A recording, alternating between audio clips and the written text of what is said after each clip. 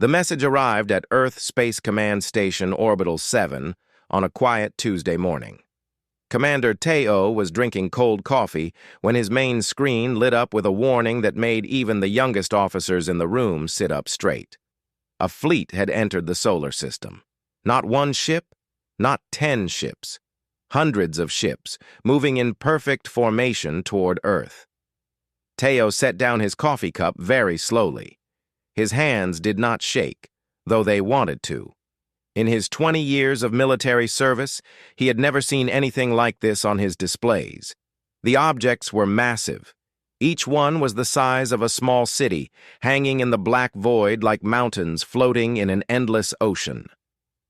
His second-in-command, Dr. Hei-Wan, rushed into his office before he could even call her. She was breathing hard, her eyes wide behind her glasses. "Did you see it?" she asked. "I see it," Teo replied, his voice steady and calm. "What do the readings tell you?" Hei-Wan pulled up data on a nearby screen. Her fingers flew across the keyboard with the speed of someone who had trained her whole life for this moment. Numbers and graphs filled the air before them. "They're not accelerating. They're not taking an attack pattern. They're just moving toward us, and they're broadcasting something on all channels. A message." Teo leaned back in his chair. Around the command station, every person had frozen. Hundreds of eyes watched their screens. Hundreds of hearts beat faster. Earth had contacted alien life before, but never in this way. Never with this kind of presence. Never with this many ships. "Play it," Teo said. The voice that came through the speakers was not quite human. It was smooth and layered, like many voices speaking as one. If sound could have a taste, it would have tasted like metal and ice. "We are the Virillion Collective," the voice said. "We represent 8 advanced species united in purpose. We come bearing a message of great importance for the human civilization. We wish to speak with your leaders. We come in peace, but we also come with solutions to your many problems. Please prepare to receive our delegation." The message repeated 3 times, then stopped. The silence that followed was heavier than any noise. Hei-Wan looked at Teo. "What do we do?" Teo stood up slowly and walked to the window. From Orbital 7, Earth looked like a blue marble hanging in darkness. Somewhere down there, cities were waking up. Children were going to school. People were living their ordinary lives, completely unaware that the world had just changed forever. He pressed his hand against the cold glass. "We listen to what they have to say," he said, "but we prepare for everything else." 2 hours later, Teo was in a secure communication room with the leaders of Earth's government. The United Global Assembly had called an emergency session. Every major nation was represented. Every important leader was watching through secure video links. Teo could see fear on their faces. He could also see something worse than fear. He could see hope. They were hoping this would be easy. They were hoping these visitors would be friendly. They were hoping someone else would solve Earth's problems. An ambassador from the Virillion Collective appeared on the screen. Its name was HFY, and it looked like a creature made from clear crystal and blue light.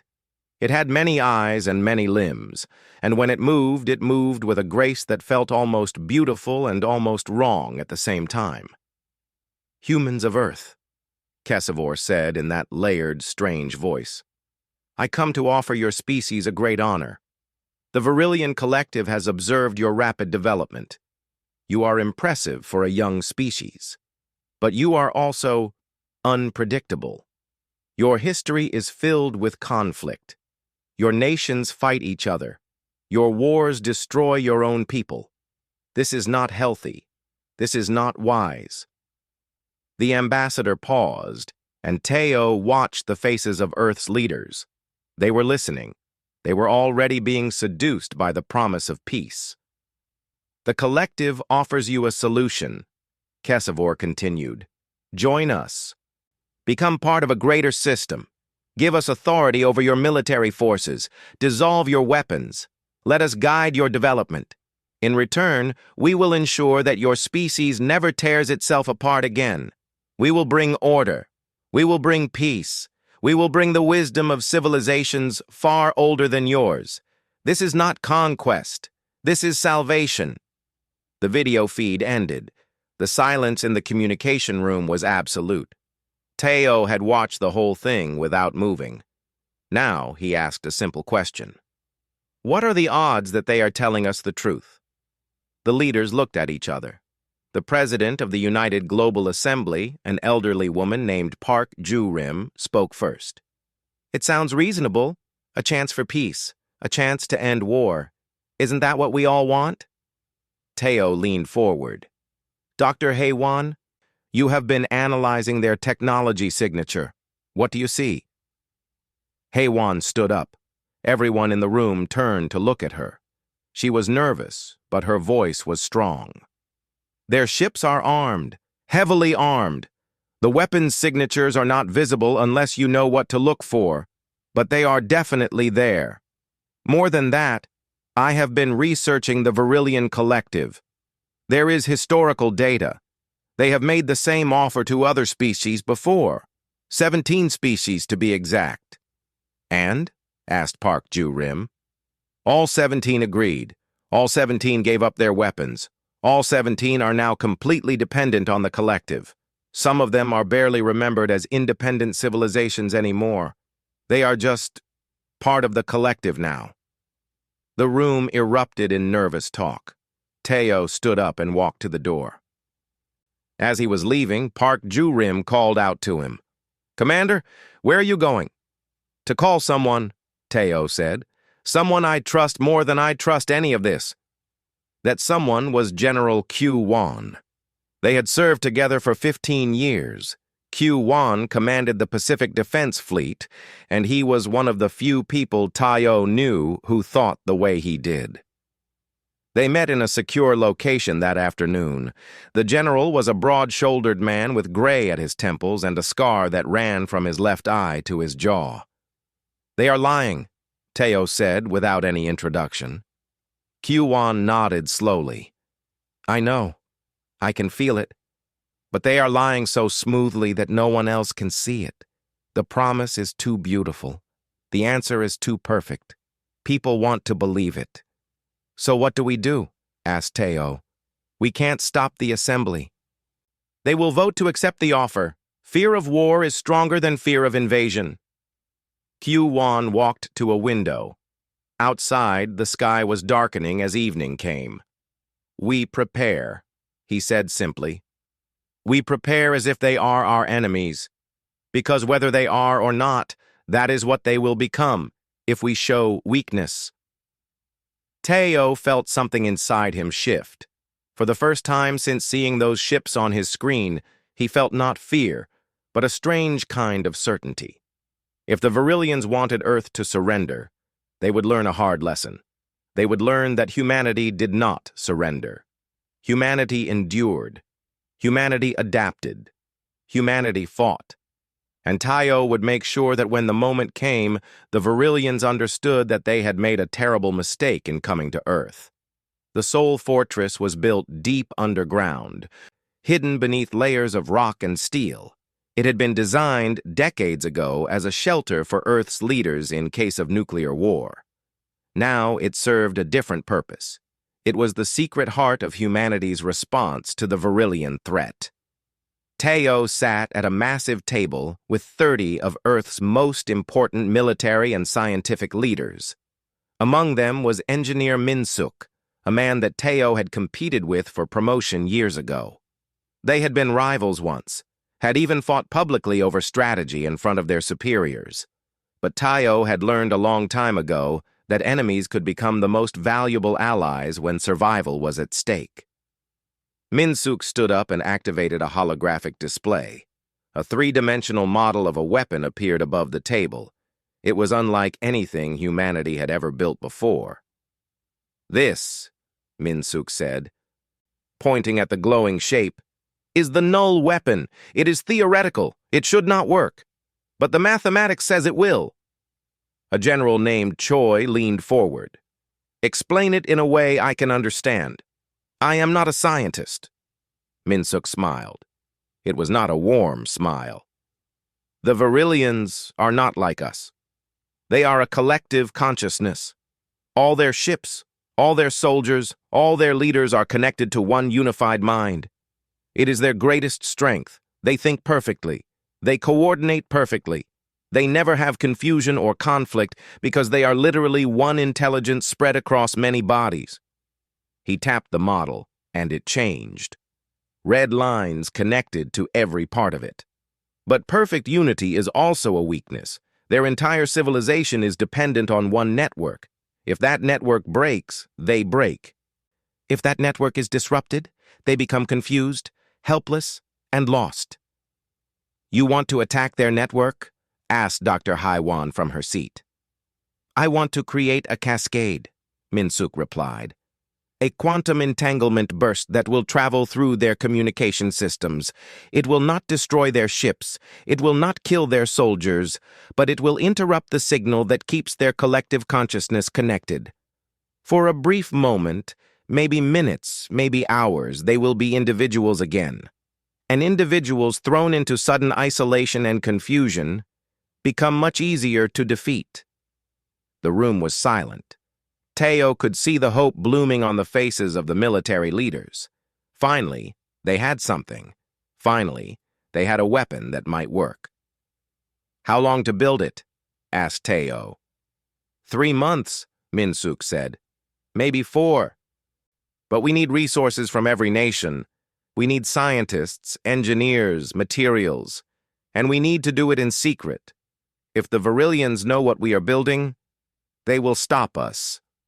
Teo nodded. Then we do what the Virillians will never understand. We deceive them.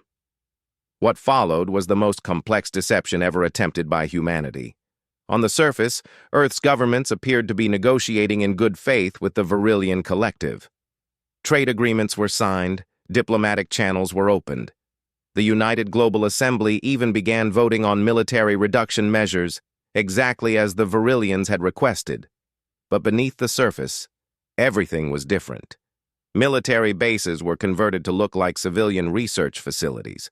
Weapon production was distributed across dozens of hidden locations. Every nation contributed scientists and resources. Russian engineers worked beside American engineers. Chinese physicists collaborated with Europeans. African nations donated rare materials. The entire planet became one hidden factory, building a weapon that would either save humanity or ensure their extinction. General Q Won managed the military coordination. He created a network of officers that nobody outside the select group even knew existed. Messages were sent through old-fashioned methods, through people and cars and paper, not through any electronic system that the Virillians might monitor. It was slow. It was difficult. But it was invisible. Meanwhile, Teo worked on something even more important than weapons. He worked on changing humanity's message to the galaxy. He contacted small species that the Virillians had conquered long ago, species that lived under Virillian rule and had never known freedom. In secret, through hidden channels, he sent them a message. "Help us," he wrote, "and we will help you break free." To the Virillians, he sent something different. He sent a warning.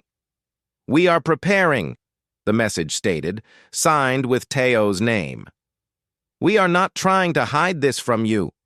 We want you to know that if you attempt to force integration of humanity, we will respond with overwhelming force. We will activate weapons you do not understand. We will coordinate with every species you have ever conquered. We will ensure that your attempt to absorb us ends with the destruction of your collective consciousness. We do not threaten this as a negotiation tactic. We promise it as a certainty. Turn back or face extinction." Teo knew it was an enormous risk.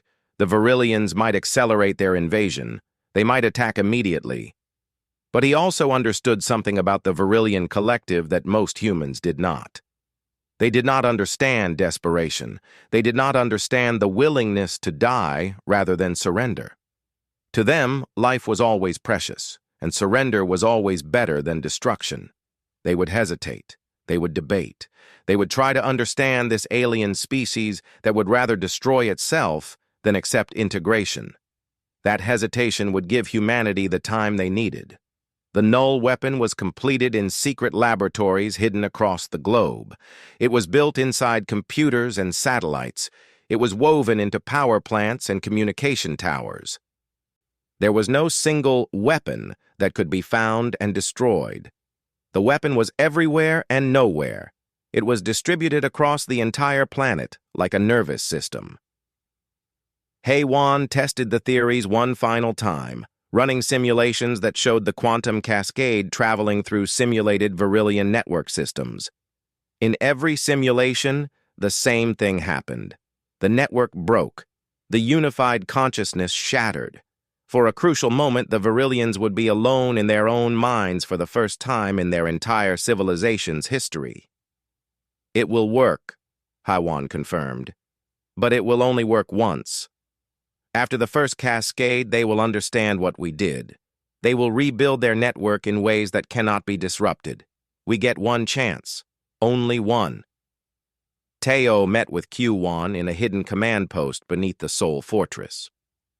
The two men stood before a map of Earth, now covered with the locations of every piece of the null weapon system. "We are ready," Q1 said. "Not yet," replied Teo. "First, we need to make sure they actually try to invade. We need to make sure they understand that we are serious. We need to make sure that when they make their final decision, it is a decision born from confidence that they can defeat us." "How do we do that?" asked Q1. Teo smiled. It was a hard smile, the smile of a man who had accepted that the world was about to change in ways that could not be stopped or controlled. "We show them weakness. We pretend that their threat has scared us. We make them believe that humanity is frightened and divided. We make them believe that their victory is inevitable."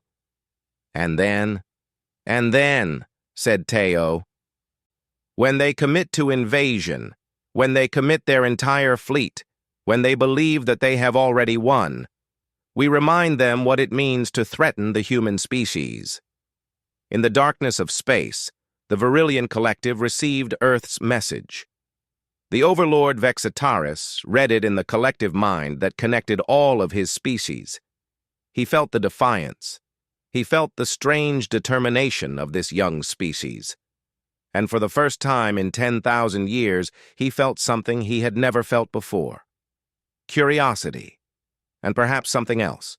Something that might have been called caution. The Virillian Council met in the way it always met. Not in a room, not in a place, but in the unified consciousness that connected all Virillian minds. They were many, but they were also one. The Overlord Vexitaris was the oldest of them, his consciousness dating back 10,000 years. He had seen civilizations rise and fall. He had guided 17 species into the warm embrace of the collective. None had ever resisted. None had ever threatened. But humans were different. The debate, if it could be called a debate, unfolded in seconds. Millions of thoughts were exchanged in the time it took a human heart to beat twice. Some council members argued for immediate invasion. The humans had shown arrogance, and arrogance must be punished. Others suggested simply destroying Earth from orbit, preventing the humans from ever becoming a true threat. Still others wanted to wait, to observe, to understand this strange species before taking action. Vexitaris listened to them all. His consciousness was vast and ancient, and in that vastness, he found the truth that the others were missing. "The humans will not break," he said, and the entire collective heard him. His will was their will. His decision would be their decision. They have prepared themselves for resistance. They have already decided that they will not accept integration, but they have also shown weakness. Their cities are concentrated in small areas. Their population is large but dispersed. If we move now, While their resolve is still forming, we can convince them to accept the inevitable. It was a reasonable calculation. It was the kind of calculation that had worked for 10,000 years. But it was also the calculation of a being who had never encountered a species that would choose death over slavery. The invasion fleet was assembled from across Virillian space. 12 capital ships, each one a fortress of metal and weapons. 200 support vessels. 50 billion soldiers from 40 different species that had been absorbed into the collective, all of them connected to the same unified mind, all of them perfectly coordinated, all of them absolutely certain of victory. The message was sent to Earth. 30 cycles to surrender, 30 cycles to accept integration. After that, all humans would either be assimilated or destroyed. Teo received the message in his command center. Around him, officers sat frozen. 30 days. They had 30 days to prepare for the end of the world or the beginning of a new one. There was no middle ground. There was no compromise. There was only victory or extinction. He stood up slowly. Every eye in the room turned toward him. "Activate all stations," he said quietly. "Full alert. I want every weapon prepared. I want every soldier ready, and I want every nation informed.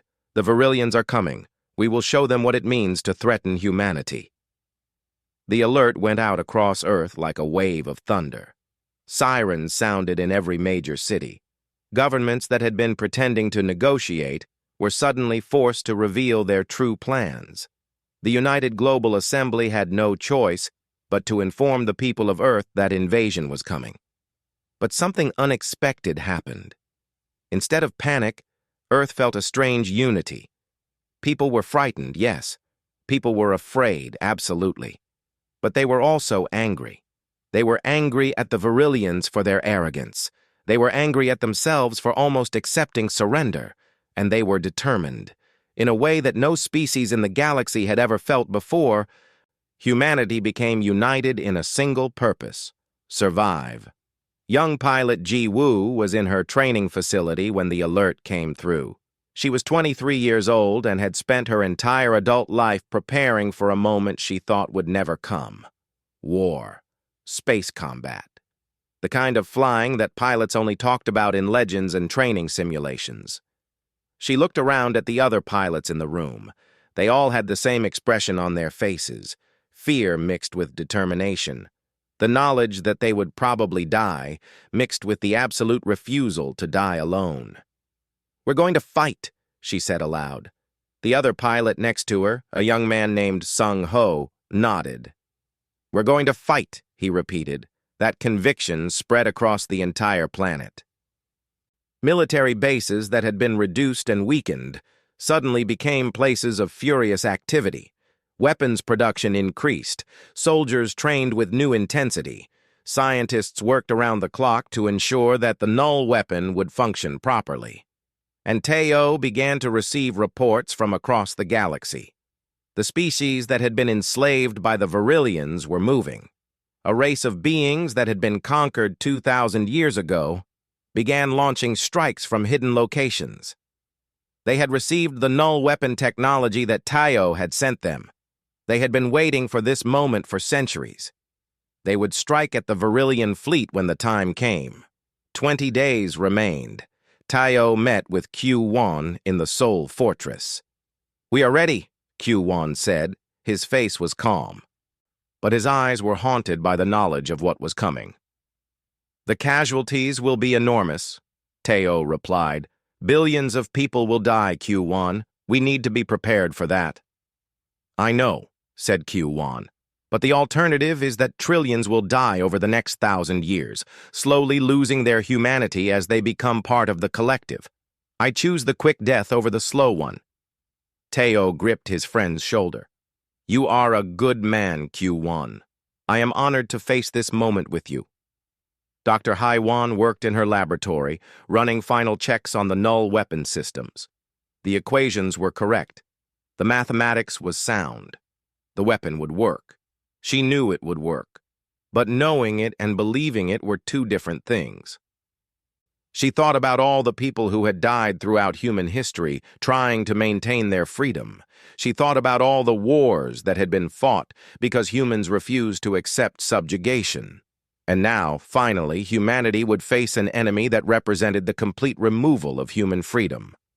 The collective did not just control bodies, it controlled minds. It erased the self and replaced it with the unified consciousness. For that reason alone, the null weapon had to work. It had to. Because if it did not, humanity would cease to exist in any meaningful way. 10 days remained, then 5, then 1. The Virillian fleet was closer now, visible to every instrument on Earth. Soon, they would be visible to the human eye. Soon, the sky would fill with ships, and the world would understand that it was no longer alone in the universe. It was at war. Teo made a final broadcast to the entire population of Earth. His face appeared on every screen, in every language, delivered to every person who could receive it. "Tomorrow, the Virillians arrive," he said. "Tomorrow, we fight. Not for conquest, not for glory, not for dominion. We fight because we are human. We fight because we believe that consciousness, individuality, freedom, and choice are more important than safety or order. We fight because some things are worth dying for." He paused, and his eyes seemed to look directly at each person watching. "Many of us will not survive tomorrow. Many of us will die defending our home, but we will die as ourselves. We will die free. And in that moment of freedom, as we face the darkness, we will have won something that no force in the universe can ever take from us. We will have proven that humanity cannot be broken. We will have proven that we are worthy of the stars themselves." The broadcast ended. The night fell. And on the edge of Earth's solar system, the Virillian collective prepared for what it believed would be the simplest conquest in its 10,000-year history. Tomorrow, it would learn how wrong it could be. The Virillian fleet dropped out of faster-than-light travel at the edge of Earth's solar system. For the first time, it was fully visible to human instruments. The reality of it was almost too large to comprehend. 12 capital ships, each one the size of a mountain, 200 support vessels, all of it filled with 50 billion soldiers connected to the same perfect mind. The Overlord Vextaris felt their unified presence. They were invincible. They had never lost a battle. They had never faced a species that could stand against them. Victory was certain. The message that came from Earth's command was interesting. No surrender. No negotiation. Just a single statement that confounded the collective's logic. "You have entered the space of the human species. Leave now, or we will ensure your extinction." The response from Vextaris was logical. It was almost pitying. "We have arrived to take possession of your species and your world. Resistance will only increase casualties. Stand down, and the transition to the collective will be swift and painless." For a moment, nothing happened. The Virillian fleet moved forward at a slow, measured pace. They did not rush. They did not fear. They knew, with absolute certainty, how this would end. Then, without warning, something impossible occurred. The unified consciousness of the Virillian collective experienced something it had never known before. Silence. Not the silence of sound, but the silence of thought. The network that connected all 50 billion soldiers, that connected all Virillian ships, that connected the Overlord to his infinite subjects, suddenly fractured. It shattered like glass. Every individual mind, every soldier, every controller, every captain was suddenly and violently isolated. They were alone. For the first time in their civilization's entire history, they were truly alone. The null weapon had fired from 12 different locations on Earth, from hidden satellites around the moon, from 100 different places that the Virillians did not even know existed. The quantum cascade had traveled through their communication systems like lightning through water, breaking the bonds of their perfect unity. Capital ships lost coordination with support vessels. Commanders screamed orders that no one could hear because there was no unified mind to translate them. Soldiers looked around in confusion, each one suddenly an individual instead of part of something greater. Some felt fear for the first time in their lives. Some went insane from the sudden isolation of being a single consciousness instead of part of a collective. For 18 seconds, the Virillian fleet was chaos. In those 18 seconds, humanity struck.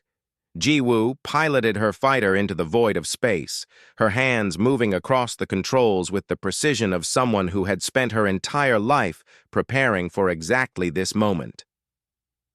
The Virillian ships were enormous and powerful, but they were not coordinated anymore. They were not unified. They were confused and lost, like a single organism that had suddenly been divided into millions of separate pieces, each one screaming in isolation. Her targeting system locked onto a support vessel. It was still more powerful than her ship. It could still destroy her with a single strike, but it was not attacking. It was still trying to re-establish communication with the collective consciousness that no longer existed. She fired. The missile struck true. The support vessel erupted in explosions, broken metal and fire spreading into the darkness. One down.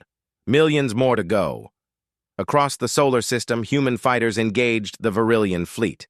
It was not a fair fight. The humans were outnumbered 1,000 to 1. But the humans had something the Virillians did not have. They had the ability to think independently. They had the ability to adapt and change tactics in real time. They did not need permission from a distant authority.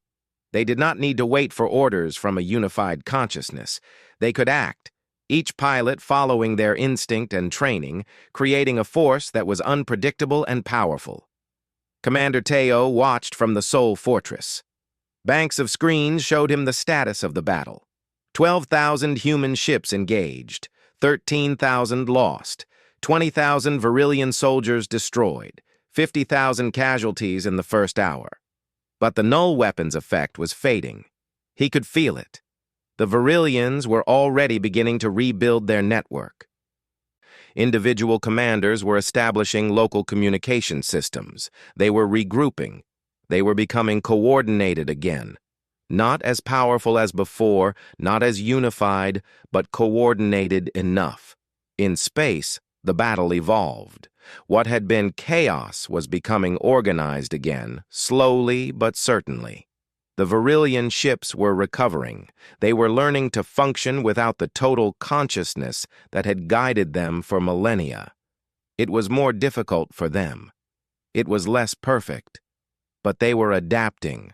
General Q1 coordinated the human forces from orbit. Every decision had to be made fast. Every choice had to be perfect. There was no room for error. There was no second chance. "Pull the Pacific Fleet back," he ordered. "Move the European forces to attack the left flank. Tell Jiwoo to target the capital ships. We need to damage them enough that they cannot perform orbital strikes." The battle became a dance of death and survival. Human pilots flew in patterns that would have been suicide against a unified Virillian collective, but now these patterns were working. They were causing damage. They were destroying ships. They were proving that the human species could fight. They could adapt. They could survive. But the cost was enormous. A capital ship descended toward Earth. It was damaged but still functional. It began firing on Earth's surface. The first strike hit Tokyo. 70 million people died in a single moment of heat and light. The city ceased to exist. Where it had been, there was now only a crater of ash and radioactive dust. Teo felt the impact through the screens. 70 million people, millions of families, millions of dreams, millions of futures, all gone in a single instant. He did not stop. He could not stop. To stop now would be to betray everyone who had already died. "Continue the attack," he said, his voice not showing the weight of that command. Jiwoo saw the explosion from Earth's surface. She was in space, orbiting the planet, and even from that distance she could see the light. She could see the moment when millions of people ceased to exist. Rage filled her. Not rage born from fear or panic, but rage born from pure determination. If she was going to die today, she would take as many Virillians with her as possible. She adjusted her course and flew directly toward a capital ship. The ship was massive. It was a mountain of metal and weapons. A single small fighter should have been completely insignificant to it. But Jiwoo was not thinking about odds. She was thinking about the millions who had just died. She was thinking about the billions who would die if the Virillians were not stopped. Her fighter began to glow as energy weapons tracked her. She flew faster, harder, more desperately than she had ever flown before. The ship was trying to shoot her down. Missiles launched. Energy beams filled the space around her, but she kept flying forward. 3 more cities were destroyed before the Virillian fleet could be stopped. Mumbai disappeared. São Paulo disappeared. Massive swaths of human civilization were erased from the earth. The death toll rose to 3 billion people. 3 billion. More people than existed in entire regions of Earth just decades before. And still, the human forces fought. Q1 made the decision that would change everything. He coordinated with Min-suk, with Haiwan, with every military leader still alive. The last Virillian capital ship would be destroyed. It would take a suicide mission. It would take someone flying directly into the heart of that ship and activating a charge that would detonate from the inside. The capital ship had destroyed 3 cities. It was preparing to destroy a 4th. It had to be stopped, whatever the cost. Teo made the call. He reached out on a secure channel and found Jiwoo's fighter. She was already damaged. She was already flying on fumes and desperation. "Jiwoo," he said, "I have a final mission for you. It is a suicide mission. You will not return, but if you complete it, the last capital ship will be destroyed. Millions more will live. The Virillians will be forced to retreat." There was silence on the line. Then Jiwoo's voice came back. It was calm. It was peaceful. It was the voice of someone who had already made peace with death. "I am ready, sir. I was ready the moment I became a pilot. Give me the coordinates." Teo gave her the coordinates. Jiwoo changed her trajectory. Her damaged fighter, barely functional, began accelerating toward the capital ship. "Thank you," Teo said. "For what?" asked Jiwoo. "For being human," Teo replied. Jiwoo's fighter approached the capital ship. The defenses tried to stop her, but she was already so fast, already so determined, that they could not track her in time. She flew into the heart of the ship, into the chamber where the unified consciousness was trying to rebuild itself, and she activated the charge. The explosion was visible from Earth's surface. It was visible from every position in the solar system. It was not a small explosion. It was a flower of light and fire, a moment where a machine of ancient power and terrible capability ceased to exist. And in that moment, Jiwoo became something more than a soldier. She became a symbol. She became the proof that humanity would never surrender, that humanity would never accept slavery, that humanity would die with its freedom intact rather than live under the control of others. The Virillian fleet began to retreat. 6 months after the Battle of Earth orbit, the world was different. Not better, necessarily, certainly not whole, but different in ways that could not be undone. 3 billion people were dead. The great cities of Tokyo, Mumbai, and São Paulo no longer existed except in memory and in records. The survivors were learning to live in a world that was larger and emptier than before. But they were survivors. Tayo walked through the ruins of Seoul. The city had not been destroyed, but it had been damaged. Buildings were cracked and broken. Streets were filled with the marks of the war that had raged in space above them. He could look up at the sky and see the scars, the places where orbital strikes had come close to hitting the city. He had heard the explosions from the command center beneath the ground. He had felt the tremors in the rock above him. He had known that any moment another strike could come. Another city could be erased. But it had not happened. The Virillians had retreated. The invasion had been stopped. Humanity had survived. The United Global Assembly was meeting in emergency session in a temporary facility. The old capital had been damaged beyond quick repair. Teo was requested to address them. He did not want to. He wanted to rest. He wanted to find some quiet place and never think about war again. But that was not how the world worked. The world never gave you rest when you had done something that changed history. He stood before the leaders of Earth. President Park Ju-rim looked older now. They all looked older. The weight of decision, of leadership, of knowing that the choices they made determined whether billions lived or died, had aged them all. "Commanders," Park Ju-rim said, "we are grateful for your sacrifice, for your leadership. You have saved our species from extinction. What is your message for humanity?" Teo looked at the assembled leaders. Behind them, screens showed the dead cities, showed the refugees, showed the empty places where millions of people used to live. "We did not wage a war," he said simply. "Wars are conflicts between species of similar power, fighting for dominance. What we did was something different. We responded to an existential threat with overwhelming force. We eliminated a threat to our existence. That is what we are. That is what humanity will always be." He paused, letting his words settle. "To any species that approaches us with conquest in mind, let me be clear. We will not be conquered. We will not be enslaved. We will not be integrated into any collective consciousness, no matter how perfect or peaceful it seems. If you threaten our existence, we will ensure that you never threaten anyone again. This is not a threat. This is a statement of fact. This is who we are." The assembly was silent. Then, slowly, they began to applaud. But Teo did not feel like celebrating. He felt the weight of all those dead people. He felt the emptiness where cities used to be.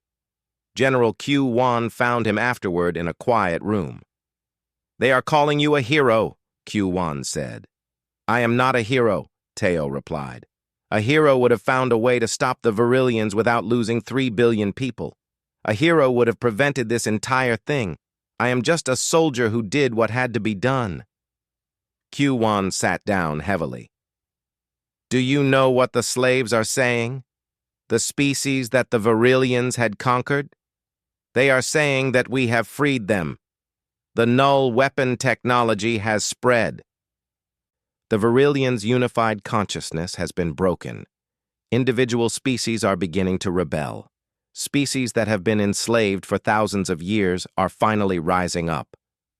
"At what cost?" asked Teo. 3 billion human lives," Q-Wan replied, "but potentially trillions of lives from other species who will now be free. I know it is not a fair equation, but it is the equation we created when we decided to fight." Minsuk was working on rebuilding. He was no longer focused on weapons. Instead, he was focused on constructing the infrastructure that would allow humanity to rise from the ashes of the war. New cities needed to be built. New industries needed to be created. The work was endless and overwhelming, but it was necessary. Dr. Haywan was struggling.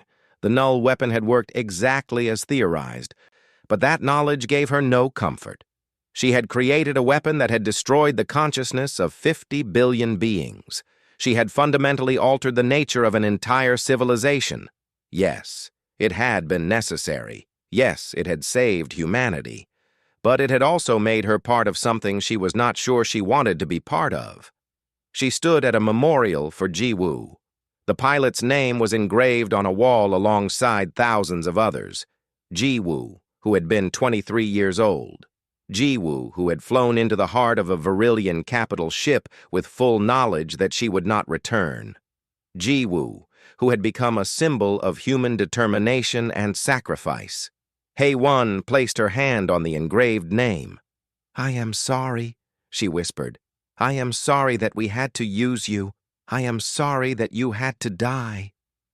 Years passed. Earth rebuilt. New cities rose from the ashes. New industries were created. The human population slowly recovered. Children were born to women who had survived the bombardment. They grew up in a world where the sky sometimes fell, but where humanity never surrendered. A young woman named Min-Ah was born in the refugee camps. Her parents had lost everything in the destruction of Tokyo. They had nothing but the clothes on their backs and the determination to survive. As Min-Ah grew up, she learned the story of the war. She learned about Taiyo and Q-Wan and all the soldiers who had fought. She learned about Ji-Woo and all the pilots who had sacrificed themselves. And she decided that she would be different. She would not fight. She would not wage war. But she would be a diplomat. She would take the respect that humanity had earned through terrible sacrifice and turn it into something greater. She would build bridges between species. She would help the freed worlds understand that they were not alone. She would help create a new galaxy where conquest was no longer possible because every species understood that certain things were worth dying for. Taiyo eventually retired. He was an old man now, his hair completely gray, his face lined with the weight of decisions made long ago. He watched from his home as humanity continued to grow and expand into the galaxy. Other species approached with caution and respect. They had learned the lesson that the Virillians never could learn. They understood that there were some species that could not be broken, some species that valued freedom more than safety. Some species that would destroy everything rather than accept slavery. The Virillian collective's remnants had fled to the far edges of space. The unified consciousness was broken and could not be fully restored. What had been an all-powerful civilization had become scattered and weak. Some said it was justice, some said it was tragedy. Taiyo thought it was simply the consequence of making a mistake. The Virillians had assumed that all species were the same. They had assumed that given enough time and enough pressure, all species would break. They had never encountered humanity. One day, Min-Ah came to meet the old commander. She was now a successful diplomat, respected across the galaxy for her work in establishing treaties between previously hostile species. Taiyo was sitting on his porch, looking out at the rebuilt Earth, still bearing the scars of war, but alive with the energy of a world that had survived. "Thank you," Min-Ah said simply. "For what?" asked Taiyo. "For giving us a world where I could grow up and dream of peace instead of war. For showing that humanity could stand against anything. For proving that we are worthy of the stars." Taiyo smiled. It was a tired smile, but it was genuine. "Your parents did that, Min-Ah. Everyone who refused to surrender. Everyone who believed that freedom was worth the cost. I simply made the decisions. I simply sent them to war. The true sacrifice came from them." Min-Ah sat down beside him. Together they looked at the sky. Above them, stars were shining. Somewhere out there, in the vast darkness, new species were being born. New civilizations were rising. And they would all know the story of humanity.